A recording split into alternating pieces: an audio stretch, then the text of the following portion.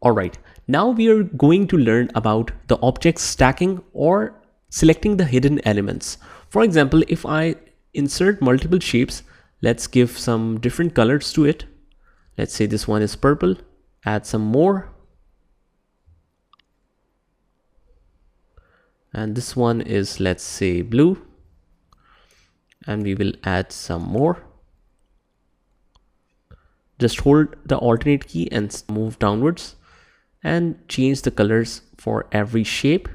All the time you will hold the alternate key to make a copy of this shape, alternate key, and just hold the mouse with the left key and just move downwards to see a copy of this shape, and then change its color.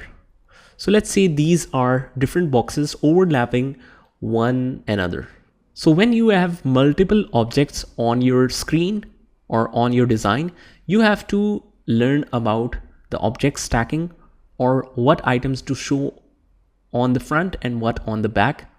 So here are some of the designs I have in here, and on the top of that, the full box, what I can see is the yellow box. Now, for example, this one is not our main boss, but the red one is. So what we have to do is, this is on the front and you can see that this is on the backward. So what we can do is just select and right click on this one and click bring on front. So you can notice that now this one is the main one, and this is overlapping under that box. Similarly, for example, blue one is our main box. So I'll click on bring this one to the front, send backwards, and it will automatically come to the front.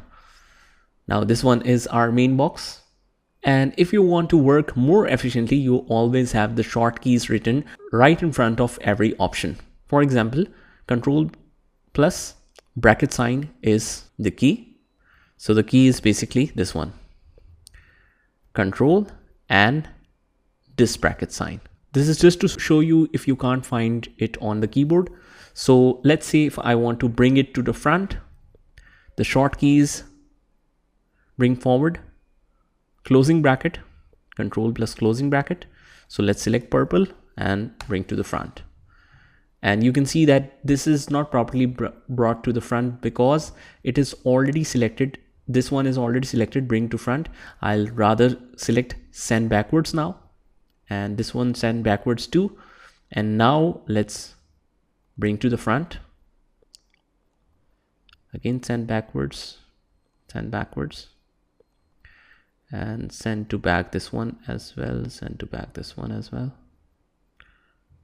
send backwards, send backwards, send backwards, and now it is on the forwards. So if you have multiple shapes overlapping one another, you need to try it multiple times. Just make sure that all of the other shapes are sent to the backwards and the main one is brought to the front.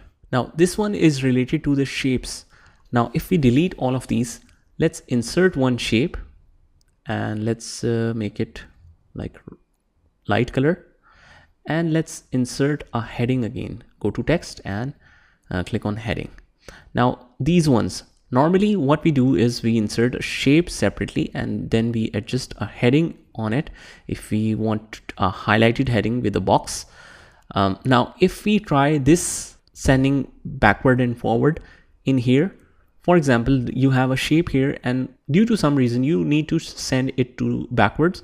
So let's see what is the impact of it. You will just right click and click on backwards. So although you can't see it right now, but in some cases you will make the image transparent and it will show the reflection of it from the background. This is some of the design types that I can't explain right now, but if properly designed, it looks very beautiful. As you can see that all the text is in black, but still because of its transparency, it's showing a relevant color like a dark green matching with this theme as well. So if you design it further, you can give multiple shades to it as well. So this is how it will work. If I click this one to send to backwards, you can see that the original color of the text heading is in black. So you can experiment with these further when you make your own design. So this is also a quick option that I wanted to share.